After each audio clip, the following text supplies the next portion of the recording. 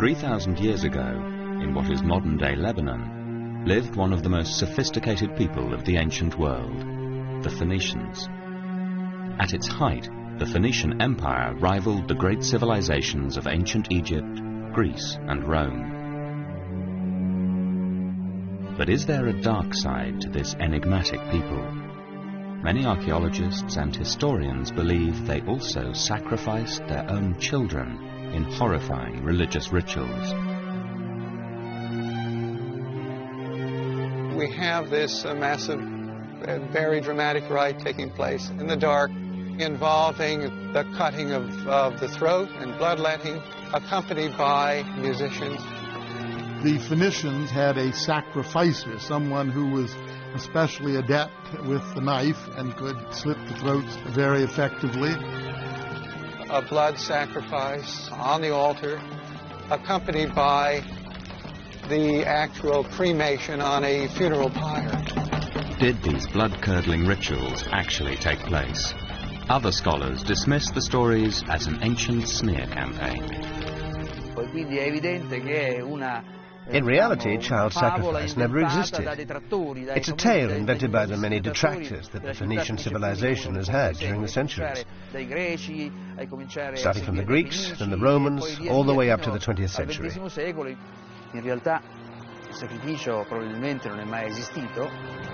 3 months ago, a group of world-renowned scientists travelled to a small island off the coast of Sicily on a special mission. 6,000 funeral urns have been discovered here, containing the charred remains of cremated Phoenician children. Are these the bones of infants who were sacrificed, or are they merely the cremated remains of children who died of natural causes? By subjecting the remains to cutting-edge forensic analysis and DNA testing, it may finally be possible to discover the truth about this extraordinary people.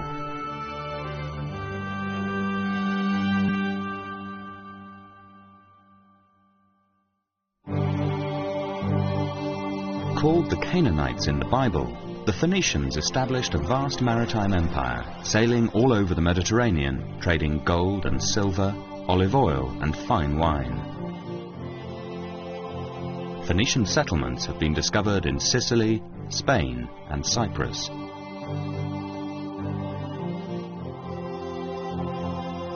But Carthage, in modern-day Tunisia, was the jewel of the Phoenician commercial empire. The city boasted vast libraries, temples and law courts. Carthaginians lived in huge blocks of flats, 6 stories high. The ruins of this great city, which once rivaled ancient Rome, have been discovered on the Bursa Hill outside Tunis.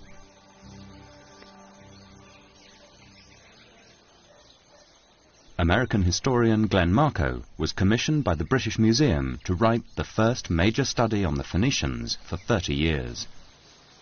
The city was an extraordinary architectural wonder, and it would be amazing to be here at Carthage 2 centuries before Christ, to see this incredible residential complex of 6-story buildings looming up into the sky, being dwarfed by these structures as you walk up the streets of the city.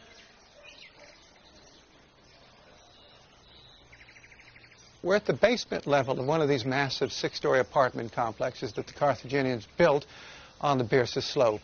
We know this because of the extraordinary thickness of the exterior walls of this building and the sheer capacity of these massive underground cisterns, more than 20 cubic meters, that served an enormous number of people. These water cisterns served up to 60 people living in each apartment block. Remains show that each home had its own tiled kitchen and bathroom. But Carthage was to become a victim of its own success. Jealous of their commercial empire, first the Greeks, then the Romans waged war on the Phoenicians. In 264 BC, Rome launched the first of a series of military campaigns against the Carthaginians, known as the Punic Wars. For over a century, the Phoenicians resisted Rome, and the name of their leader is still associated with power and strength. The one Phoenician personality known to us today is Hannibal, great general of the Second Punic War, that crossed the Alps with a troop of soldiers mounted on elephants and nearly brought the city of Rome to its knees. Had he done so, the whole history of the Western world as we know it today would have been rewritten by the Carthaginians rather than the Romans. But barely 40 years after Hannibal's death, Romans torched and destroyed Carthage. Contemporary accounts graphically illustrate the bloody and bitter final struggle. Some were stabbed, others were hurled alive from the roofs of the buildings. All places were filled with groans, shrieks, shouts, and every kind of agony. Old men, women and children had hidden in the inmost nooks of the houses. Some of them were wounded, some more or less burned, all uttering horrible cries. Others, thrust out and falling from such a height with stones, timbers and fire, were torn asunder into all kinds of horrible shapes, crushed and mangled. The Romans didn't just defeat the Phoenicians in battle, they tried to obliterate all trace of their culture and traditions. The Roman destruction led to the destruction of the great library at Carthage itself, and as a result of that, we've lost all of the original documents written by the Phoenicians in their own language, describing what had actually transpired in the city in the years before the Roman destruction.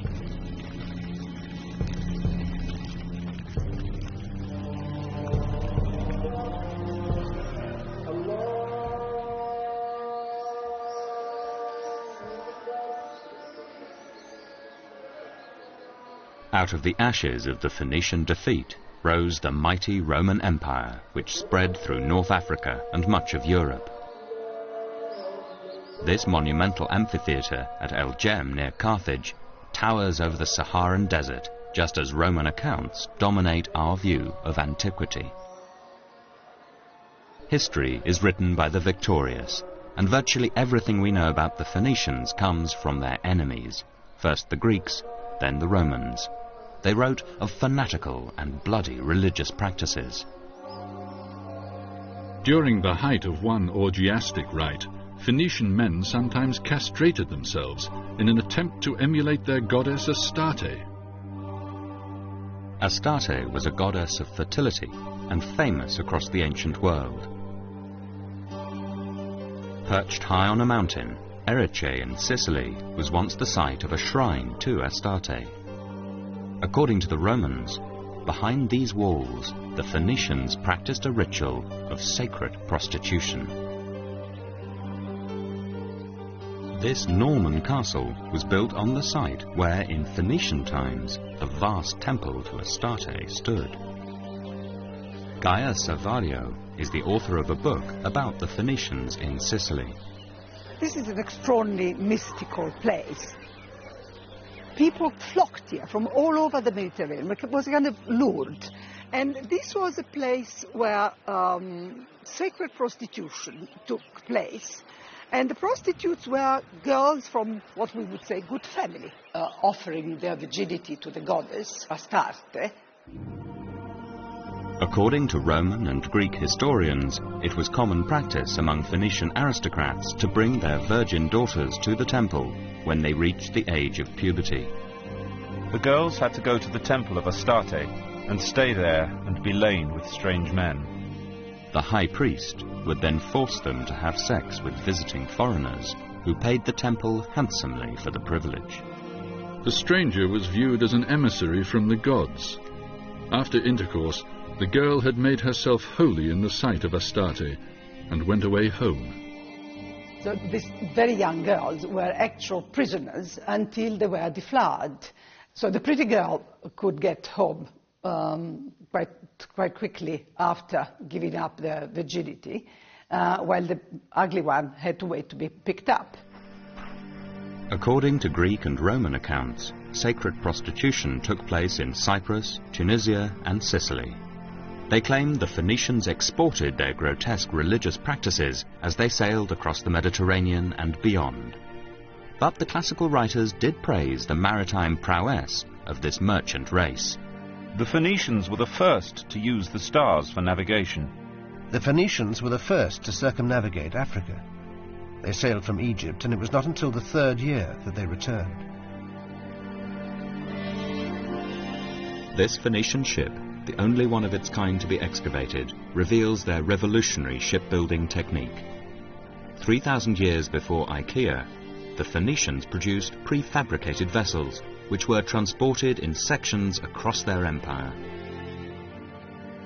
Putting sections together was aided by another new invention, the alphabet. A matched A, B to B, and so on. According to the Greeks and Romans, wherever they settled, the Phoenicians brought with them both new advances and dark practices. By far the most terrifying allegation was child sacrifice. In times of war, famine, or pestilence, the Phoenicians sacrificed their own infant children. In crises of great danger, it was a custom of the Phoenicians to give freely their best-loved children in sacrifice, as a ransom to the avenging demons. Those given up were slaughtered in mystic rites. The Phoenicians, it was said, sacrificed their children to appease their bloodthirsty gods, Baal-Hamon and his wife, Tanit. Baal and Tanit took many forms. They could have an animal face or be human. Baal was often represented as a disc and a crescent. His wife Tanit as a triangle with outstretched arms. Some historians believe Baal was the root of the word Beelzebub, who today we associate with the devil.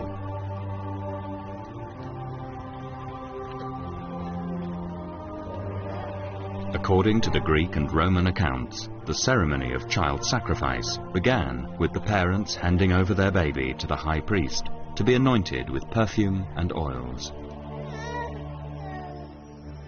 Meanwhile, the sacrificer, an assistant priest, made preparations for the baby's death.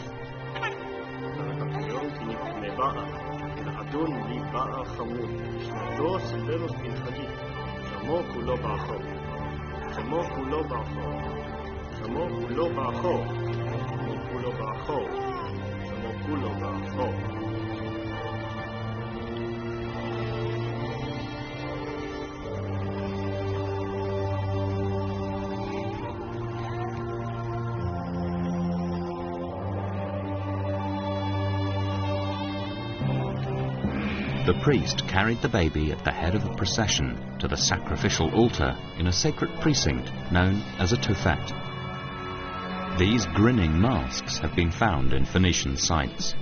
They were probably hung on walls to ward off evil spirits in the next world, but some experts believe they were worn by the parents to hide their grief. Even the Romans, not known for their humanity, claimed to be shocked at a religious ceremony where babies had their throats cut. They would bring to the altars children whose age evokes pity, even among enemies. To think that men were so barbarous, so savage, that they gave the name sacrifice to the slaughter of their own children.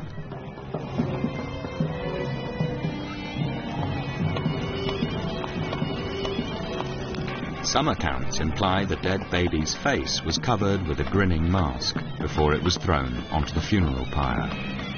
When the flames fall upon the body, the limbs contract, and the open mouth seems almost to be laughing. Thus it is that the grin is known as sardonic laughter. And the whole area before the statue was filled with a loud noise of flutes and drums, so that the cries of the wailing should not reach the ears of the people. The blood of the child was collected and used to anoint the altar. They sometimes sprinkled children's blood upon the altars. They thus implored the favor of the gods through the blood of those sacrificed.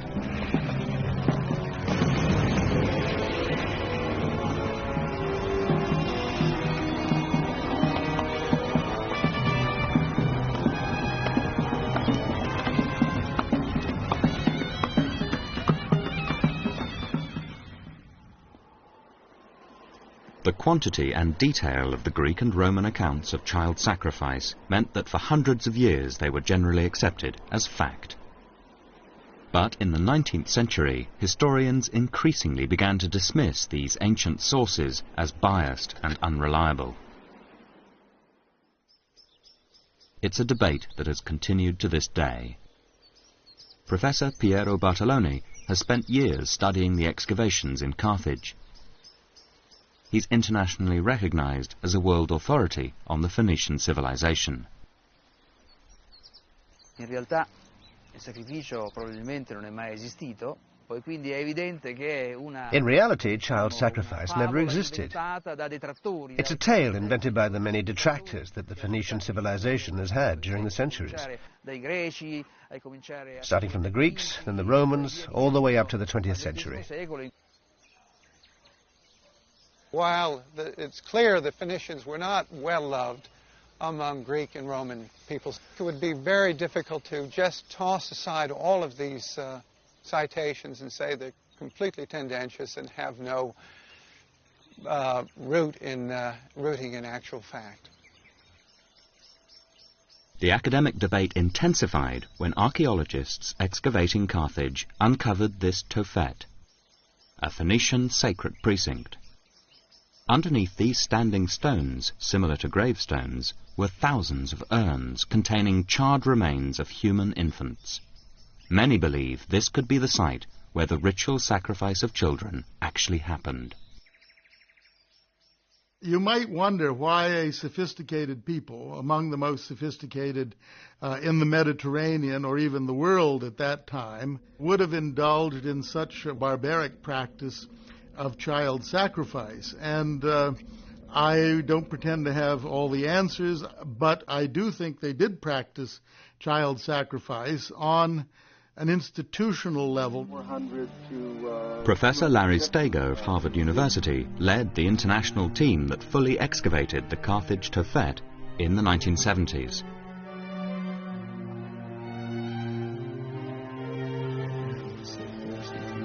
Oh, here it comes. Okay, maybe I better get a bucket. The sheer scale of what they uncovered was extraordinary. We had maybe 20,000 over a 200-year period in ancient Carthage that we would estimate were sacrificed. That's about, 100 per year at least. So what is this place? Did parents really bring their children here to be ritually slaughtered? Or is there a more benign explanation for the Tophet? The Tophet is simply a separate place, isolated from the adult cemetery, where stillborn children were buried, or those who died soon after birth. It's important to remember that in ancient times, 7 out of 10 children died in infancy. Of the 3 who survived, only 1 would reach adulthood.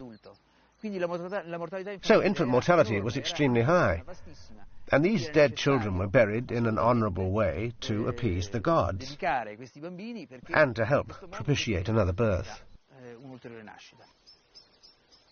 The Tophet is at the heart of the debate about whether the Phoenicians did or did not sacrifice their children. Is it simply a cemetery for babies who died of natural causes, or is it evidence of something much more sinister? The archaeology doesn't prove one way or another whether it was actually child sacrifice and then being buried in these special burial grounds, or was it simply children dying of natural causes, being cremated, placed in jars, and buried in these special precincts. It's an arguable question and hasn't been resolved to everyone's satisfaction, otherwise we wouldn't still be arguing about it. Back in the 1970s, forensic archaeology was in its infancy.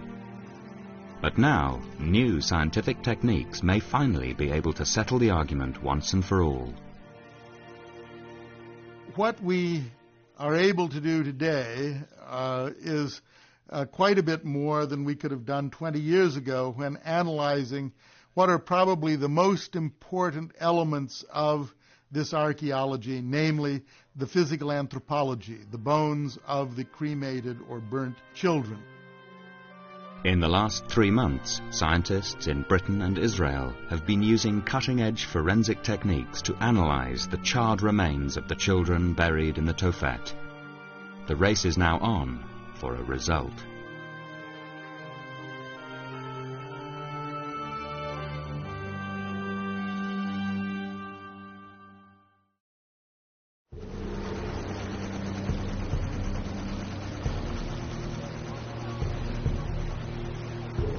Mocha, a small island off the coast of Sicily, 100 miles north of Carthage, is the site of another Phoenician Tophet.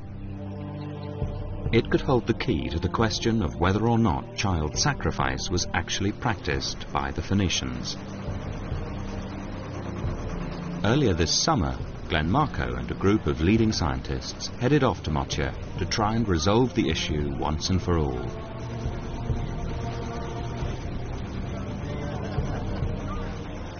In Phoenician times, Mocha was a city teeming with over 15,000 people. But in 397 BC, it was destroyed after an extended siege. The inhabitants were massacred and the buildings left to rot. This disaster is a huge benefit for the team. Mocha was never fully reoccupied, and so the site is not cluttered with the debris of subsequent civilizations.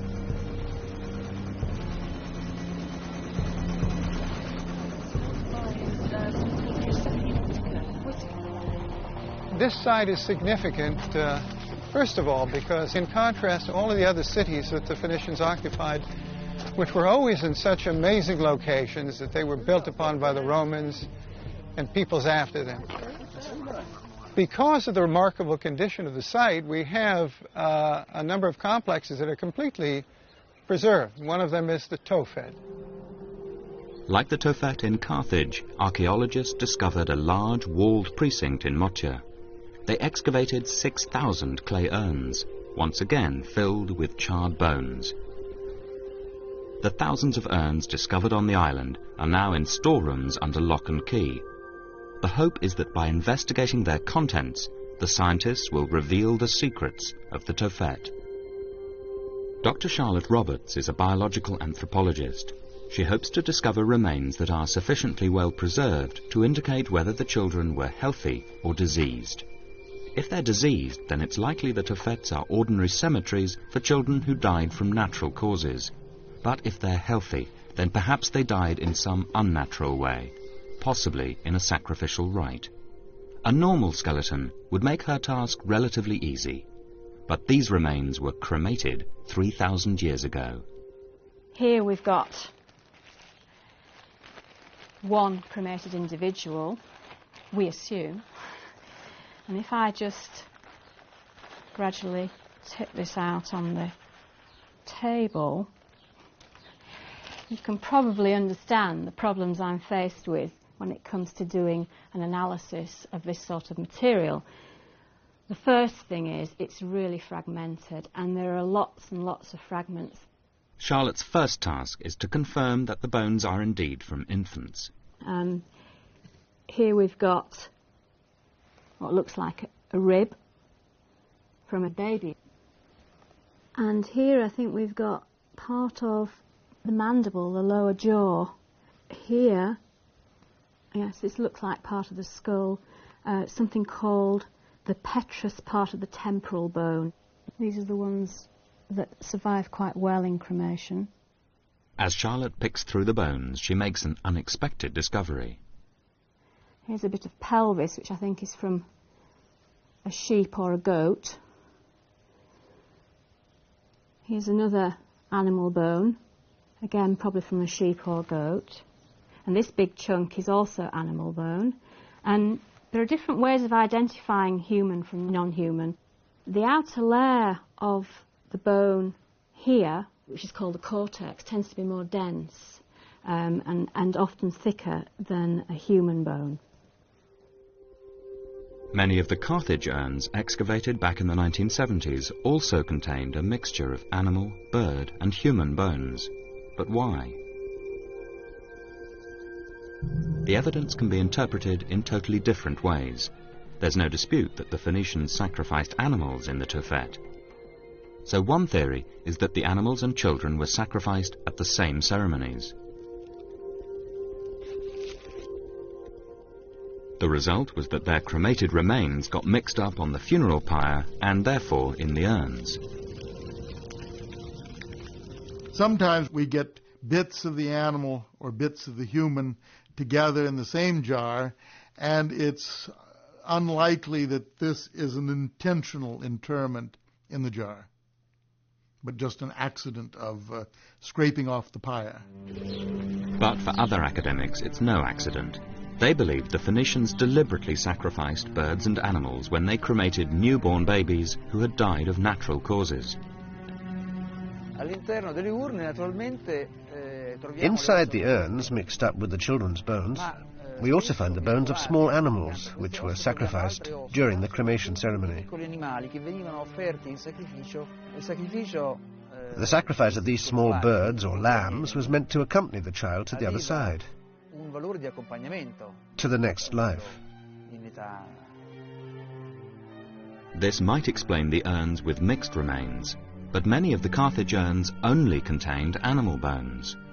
In some of these jars, for example, in this one, there wasn't a baby in there at all, only a lamb. So my question to those who claim that this is just an infant cemetery, that is only for children who died of natural causes, why in the world then are they burying their pets? The archaeological debate goes on, but back in Motia there's been a breakthrough that may help solve the mystery. Charlotte Roberts has found human teeth, an important indicator of general health. If they show signs of disease, then the children could have died from natural causes and not in a sacrificial rite. The teeth survive very well during burial, much better than the bones, so we do get quite a lot of evidence for dental disease.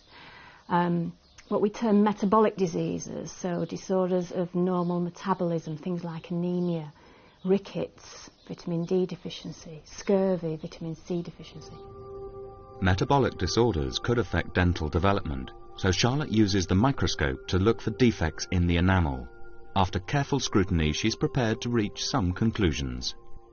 On the basis of what I've seen, there's no dental defects in these teeth from these individuals, suggesting that they didn't suffer any disease or nutritional problems. In all, Charlotte looked at the remains of over 20 children. She found nothing to suggest they died of disease. And there's one piece of archaeological evidence which supports the theory that the children in the Tophet were healthy when they met their death. It's an engraving on one of the standing stones found above the urns. There's a very evocative image that actually shows a priest cradling a young infant in his arms. It's very clear that the child is alive. He's being held upright and cradled in the arm. And I think this is the process that happens before the immolation of the child, before the cutting of the throat and the actual sacrifice. Glenn Marco believes the Phoenician wall surrounding Motia provides further important archaeological evidence of the special status of the Tophet. His argument is that in Phoenician times, Motia was connected to Sicily by a road. Although the road is underwater now, the lighter blue colour of the lagoon reveals its position. This road made Motia vulnerable to attack from the mainland.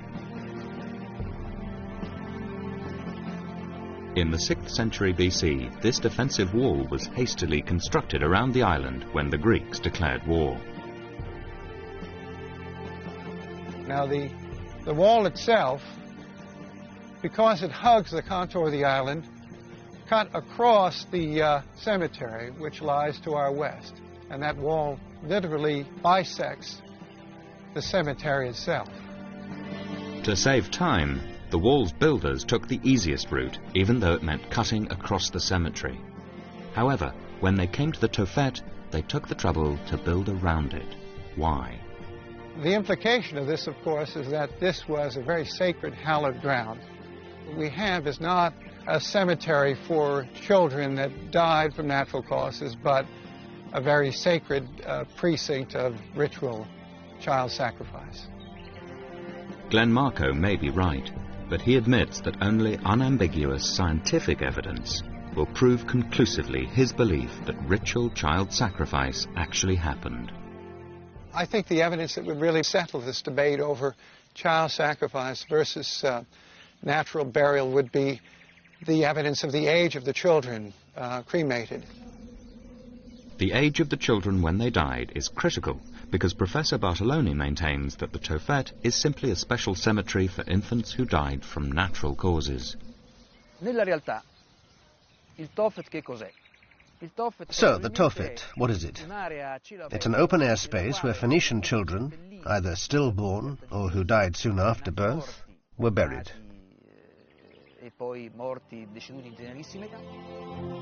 So, how old are the children buried in the Tophet? Were most of them stillborn or newborns who died in the first critical weeks of life? The answers could lie in the teeth that Charlotte Roberts is examining. We know in modern populations how the teeth develop, when each teeth starts to develop, when it comes through the gums and shows in the mouth, and then we compare what we see in our archaeological teeth with the modern data. Even 3,000-year-old teeth can give evidence of the children's age at the time of death. Well, looking at these teeth down the microscope, we've got two people here, and on the basis of the teeth, they're 2 to 3 months of age when they were cremated. None of the 20 children examined by Charlotte were stillborn or newborn. All the teeth were from infants aged between 2 or 3 months. And even more compelling evidence about the age of the children has been found in Israel. The Hebrew University in Jerusalem has a team analysing the teeth found in Carthage. Once again, the aim is to find out the age of the babies in the urns.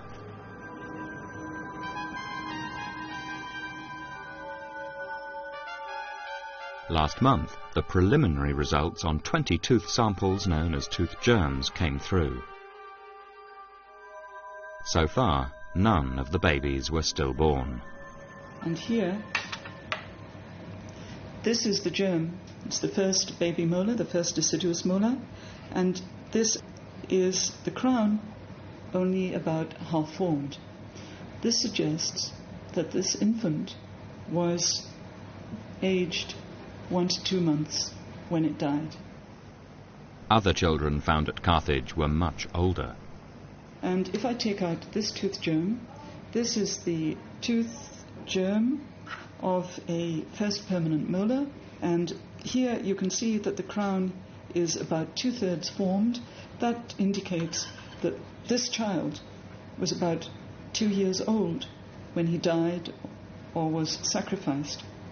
We have so far only looked at a small sample of the remains from Carthage, but we have found some infants that were as old as 5 years. None of the 40 children examined from both the Carthage and Motia Tophets were stillborn. Their ages ranged from 2 or 3 months to 2 years, and one was about 5. These results undermine Professor Bartoloni's theory that the Tophet was a special cemetery for stillborns or babies who died shortly after birth. It seems that the Phoenicians probably did sacrifice their children to appease their gods. There's one further forensic test which could settle the debate once and for all: DNA analysis. But will it be possible? DNA has never been successfully extracted from the cremated remains of children who died 3,000 years ago.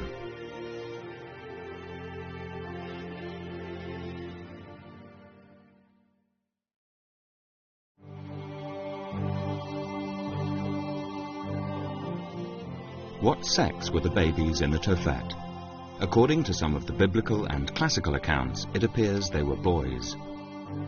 He supplicated the gods after the custom of his people by sacrificing a young boy to Baal. They had been accustomed to sacrifice to this god the most noble of their sons.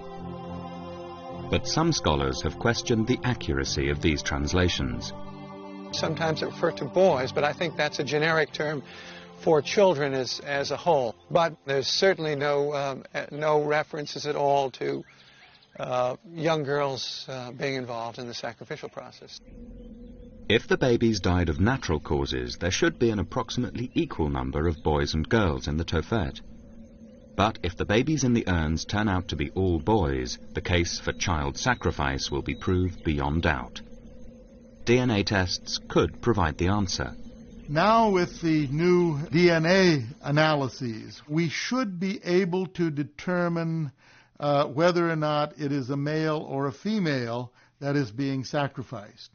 And this will be of great interest, especially since at least some of the biblical details and other classical references at times imply that it is firstborn males that are chosen to be sacrificed. If these tests show us for sure that these children are the firstborn, that they're exclusively boys, I'll eat my words. But I don't think they will. Very kind. Glenn, can I give you some wine? In Motia, Glenn Marco talks to Dr. Ron Dixon and Dr. Kerry Brown. They're both internationally renowned microbiologists, and Glenn is hoping they'll be able to extract DNA from the charred bones in the urns. DNA may survive in cremated bones as long as the cremation temperatures were not too high. If you can get DNA out of these infant remains, if you find sequences from the Y chromosome, you have a male infant. If you just get DNA from the X chromosome, you've got a female infant. So I think this could be the way forward to finding out whether you've got boys or girls being sacrificed, or not, as the case may be.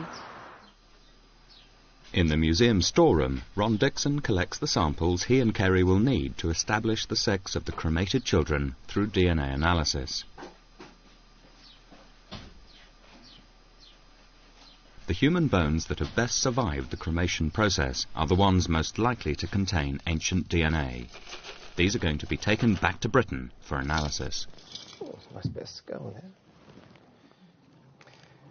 Now we take these extraordinary precautions, gloves and masks and so on, and all the material you see is sterile because we want to protect the bones from our own DNA.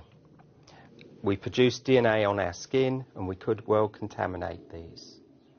And now this bag is sealed, and of course the samples are in a sterile bag and they're ready for analysis. People contain huge amounts of DNA in their bodies.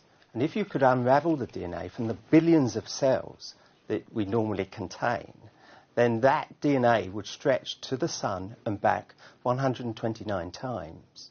Of course, when we die, this is rapidly degraded into very small fragments, perhaps no larger than your thumbnail. Ron is pessimistic about the possibility of extracting DNA from the bones, but Kerry is more hopeful.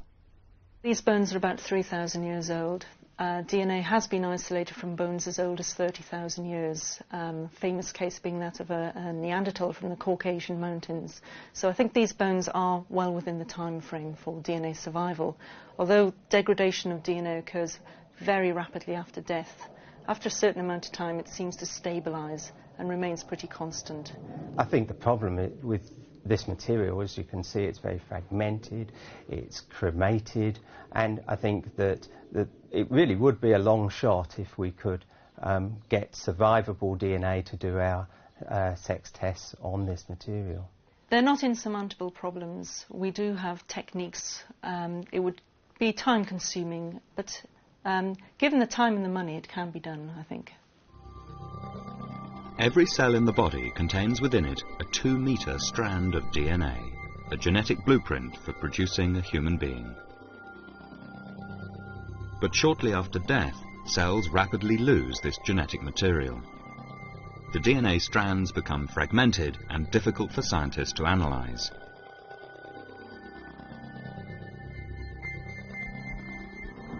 Bradford, last month. Ron Dixon and Kerry Brown have spent weeks struggling to extract DNA from the Motian remains. One place where tiny fragments of ancient DNA sometimes survive is in the teeth. But these hopes were dashed early on. The teeth were really so degraded that we were only left with the enamel shell, and we know really that we're unlikely to get DNA from that sort of material. The bones are also in a much worse condition than they hoped. These bones don't seem to be very well preserved at all. They don't seem to have anything in the way of microstructure. By microstructure, I mean the little channels through the bone matrix which carry things like blood vessels. And of course it's from these little blood vessels that the DNA comes from. But they haven't given up yet. They're off to supervise research assistant Alex Wan, who's doing the analysis. And the SRY gene on the Y chromosome. Well, those are good ideas, but of course we've got to design the primers first. They enter the antechamber to the laboratory, where they'll have to don gloves, masks and protective glasses so that they don't contaminate the ancient samples with their own DNA. Alex is working alone in a sterile environment. She's already cut off the exterior of each bone fragment. This is to remove the DNA of anyone who has recently handled them. She now adds a solution that will react with the bones and draw out DNA. She also adds solution to an empty tube as a control. Hi Alex, how's it going? It's very important while the extraction with the bone is carried out that there's also a parallel extraction carried out. In other words, you go through exactly the same procedure but with no bone present. If that gives you a positive result, then you know there's DNA contamination getting in somewhere. For instance, from the researcher or from another person. I think we shall remove ourselves. Right. See you later. Once the solution has been added to the bone, it's shaken up. The mixture is put into a water bath with a temperature of 60 degrees centigrade. This will help leach out any DNA. A centrifuge now separates the bone fragments from the solution that may contain the ancient DNA.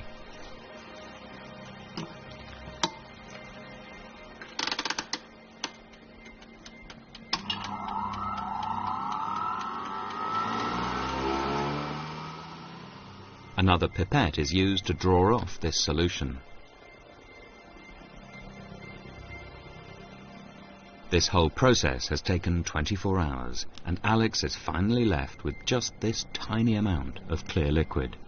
To find out whether it contains any ancient DNA involves yet another lengthy process. One of the characteristics of ancient DNA is that very little of it survives. So we use what's called the polymerase chain reaction, PCR, to target a particular piece of DNA. These samples are now ready for the PCR machine. This is the revolutionary part of the process that makes the analysis of ancient DNA possible. After death, the DNA strands become fragmented and difficult to analyze. The bonds linking the double helix are broken through the PCR process. Then, the single strand is cloned up to 1 billion times, making enough DNA for scientists to try and identify specific chromosomes. PCR is basically the ability to amplify, to magnify very, very small specific sections or strands of DNA. Hopefully, the PCR machine will have cloned a tiny surviving fragment of ancient DNA to produce enough for genetic analysis. To find out if this has happened, the samples have to be stained in a special gel. If there is ancient DNA, the sex will be revealed. If we had a male, we'd be looking for 2 bands. One would be from the X chromosome, one would be from the Y chromosome. If it was a female, we would see just 1 band because females have 2 X chromosomes. So when we look at a gel under the ultraviolet irradiation, hopefully we should see some bands with the ancient DNA, which will tell us whether we're dealing with male or female infant remains.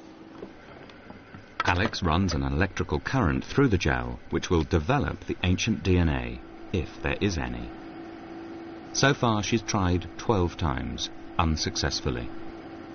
For Alex it has been a real struggle.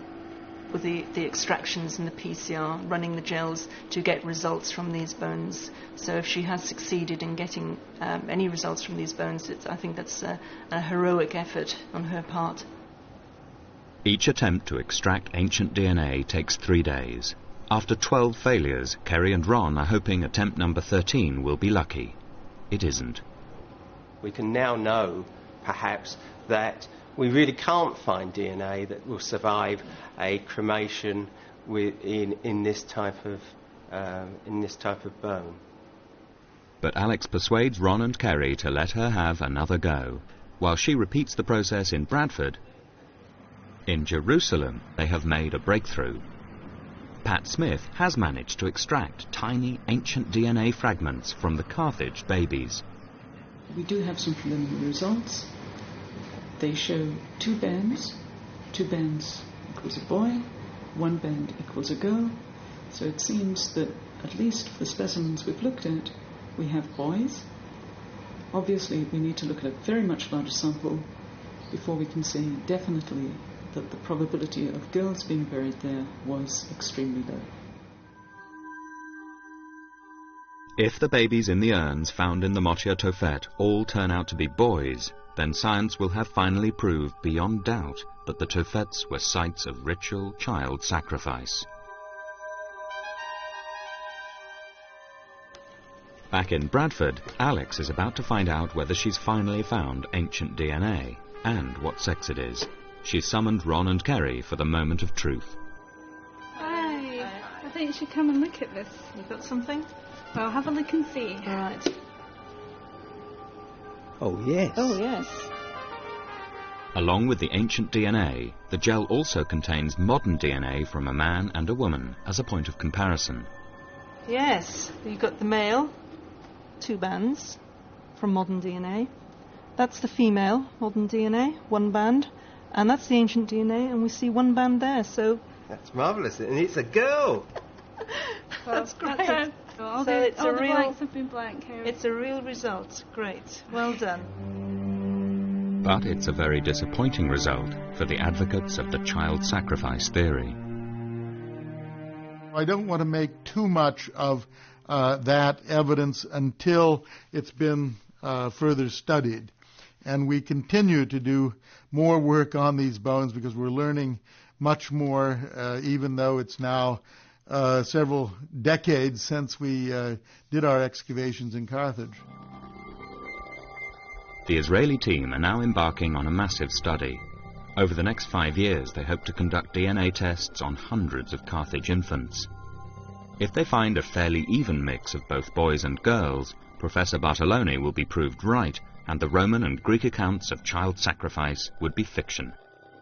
But the advocates of the child sacrifice theory are pinning their hopes on finding a disproportionate number of either girls or boys.